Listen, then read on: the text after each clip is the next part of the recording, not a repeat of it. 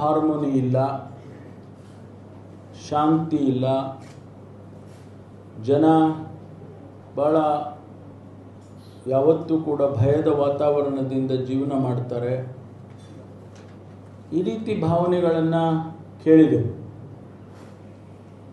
ನಾನು ಪ್ರಣಾಳಿಕೆಯ ಸಮಿತಿಯ ಅಧ್ಯಕ್ಷನಾಗಿ ನಮ್ಮ ಪಕ್ಷದಲ್ಲಿ ನನಗೆ ಜವಾಬ್ದಾರಿಯನ್ನು ಕೊಟ್ಟಿದ್ದರು.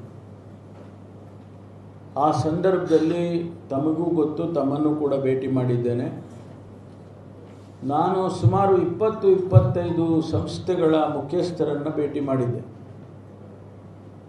ಅವರೆಲ್ಲರೂ ನನಗೆ ಒಂದೇ ಮಾತನ್ನು ಹೇಳಿದರು, ಬೇರೆ ಬೇರೆದೇನಾದರೂ ಇರಲಿ ಸ್ವಾಮಿ, ನಮಗೆ ಶಾಂತಿ ಕೊಡಿ, ನಮಗೆ ಕೋಮು ಸೌಹಾರ್ದತೆ ಅಂತೇಳಿ ನಾನು ಶೀರ್ಷಿಕೆಯನ್ನು ಇಟ್ಟು ನಾವು ಪಾದಯಾತ್ರೆಯನ್ನು ಮಾಡಿದ್ದೆವು.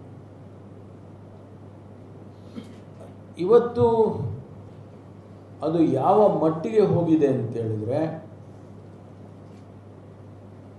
ಒಂದು ರೀತಿಯಲ್ಲಿ ಭಯದ ವಾತಾವರಣದಿಂದ ಜನ ಜೀವನ ಮಾಡುವಂಥ ಮಟ್ಟಿಗೆ ಹೋಗಿದೆ ಅಂತೇಳಿ ಜನ ಮಾತಾಡ್ಕೊಳ್ತಾರೆ, ನಾನು ಹೇಳೋದಲ್ಲ.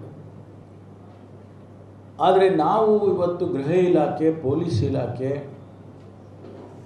ಅದನ್ನು ತಡೆದೇ ಹೋದರೆ ಮುಂದಿನ ದಿನಗಳಲ್ಲಿ ಅದು ಇನ್ನೂ ಹೆಚ್ಚು ಬೆಳೆಯೋದಕ್ಕೆ ಸಾಧ್ಯತೆ ಇರ್ತದೆ ಅಂತೇಳಿ, ಅದಕ್ಕಾಗಿ ಇವತ್ತು ನಾನು ಬಹಳ ಪ್ರಾಮುಖ್ಯವಾದಂಥ ವಿಚಾರ,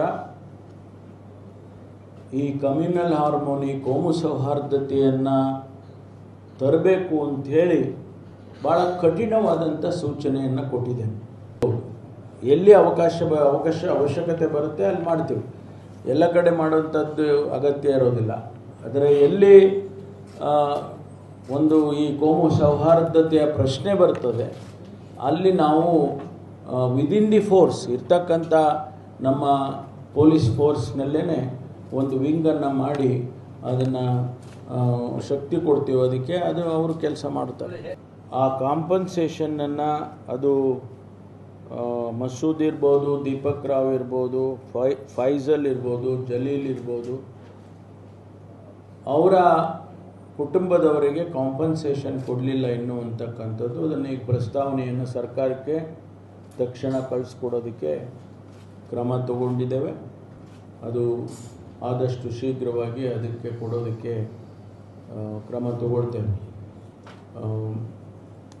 ಇನ್ನು ಇಷ್ಟಪಡಲ್ಲ, ಯಾಕೆಂದರೆ ಇದು ಕೋರ್ಟ್ನಲ್ಲಿರುವಾಗ ನನಗೆ ಅದು ಸರಿ ಕಾಣಿಸೋಲ್ಲ ನನ್ನ ಹೇಳಿಕೆಗಳು. ಅದರಿಂದ ಕಾನೂನು ಪ್ರಕಾರ ಕೋರ್ಟಿನ ಆದೇಶಗಳು ಏನು ಬರ್ತವೆ, ಒಂದು ವೇಳೆ ಪೊಲೀಸ್ನವರು ನಿರ್ಲಕ್ಷ್ಯ ಮಾಡಿದ್ದಾರೆ ಅಂತೇಳಿ ಕೋರ್ಟ್ ಹೇಳಿದರೆ ನ್ಯಾಚುರಲಿ ನಾವು ಅಂಥ ಅಧಿಕಾರಿಗಳ ಮೇಲೆ ಕ್ರಮ ತಗೊಳ್ಳೇಬೇಕಾಗುತ್ತೆ. ಅದರಿಂದ ಕೋರ್ಟ್ನಲ್ಲಿರುವಾಗ ನಾನು ಏನು ಹೇಳೋದಕ್ಕೆ ಹೋಗೋದಿಲ್ಲ. ನಾನು ಇದು ರಿಸ್ಟ್ರಿಕ್ಟ್ ಮಾಡಿಕೊಂಡಿದ್ದು ಪರಿಹಾರಕ್ಕೋಸ್ಕರ ಅಂತ ಹೇಳಿದ್ದು ಅದಕ್ಕೋಸ್ಕರನೇ, ಯಾಕೆಂದರೆ ಆ ಮರ್ಡರ್ ಡೀಟೇಲ್ಸು ಅದು ಏನೇನಾಗಿದೆ ಸ್ಥಿತಿಗತಿ ಹೇಳ್ಬೋದು ಅಷ್ಟೇ, ಬಿಟ್ಟರೆ ಅದರ ಬಗ್ಗೆ ನಾವು ಯಾವುದೇ ವ್ಯಾಖ್ಯಾನ ಮಾಡೋಕ್ಕಾಗಲ್ಲ. Karnataka police is one of the best police in the country. ಭಾಳ ಒಳ್ಳೆಯ ಅಧಿಕಾರಿಗಳಿದ್ದಾರೆ.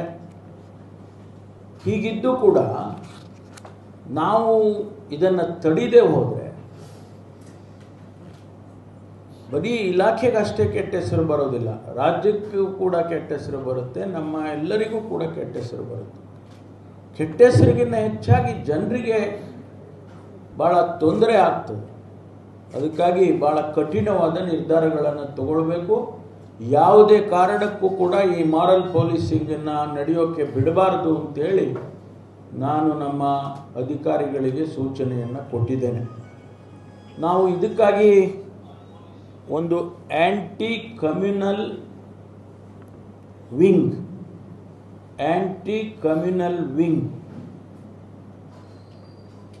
ಇದನ್ನು ಕಮಿಷನರೇಟಲ್ಲಿ ಮುಂದಿನ ದಿನಗಳಲ್ಲಿ ಪ್ರಾರಂಭ ಮಾಡ್ತೇವೆ. ಅದಕ್ಕೆ ಸಮರ್ಥವಾದ ಅಧಿಕಾರಿಗಳನ್ನು ಆಯ್ಕೆ ಮಾಡಿಕೊಂಡು ಕಮಿಷನರು ಅವರಿಗೆ ನೇಮಕ ಮಾಡ್ತಾರೆ. ಇದನ್ನು ತಡೆಯೋದಕ್ಕೆ ಎಲ್ಲ ರೀತಿಯ ಕ್ರಮಗಳನ್ನು ಕೂಡ ಅವರು ತಗೊಳ್ತಾರೆ ಅಂಥೇಳಿ ನಾನು ತಮ್ಮ ಗಮನಕ್ಕೆ ತರೋದಕ್ಕೆ ಬಯಸ್ತೇನೆ. ಮತ್ತು ಸವಾಲಾಗಿರ್ತಕ್ಕಂಥದ್ದು ಇತ್ತೀಚಿನ ದಿನಗಳಲ್ಲಿ ತುಂಬ ಜಾಸ್ತಿ ಆಗಿದೆ. ಎಷ್ಟೇ ಪ್ರಯತ್ನ ಮಾಡಿದರೂ ಕೂಡ ನಿಲ್ಲಿಸೋದಕ್ಕೆ ಕಷ್ಟ ಆಗಿದೆ ಅನ್ನುವಂಥ ರೀತಿಯಲ್ಲಿ ಬೆಳೀತಾ ಇದೆ ಅಂಥೇಳಿ ಈ ಡ್ರಗ್ಸ್ ದಂಧೆ ಏನು ಜಾಸ್ತಿ ಆಗ್ತಾ ಇದೆ, ವಿಶೇಷವಾಗಿ ಯುವಕರಲ್ಲಿ ಜಾಸ್ತಿ ಆಗ್ತಾ ಇದೆ.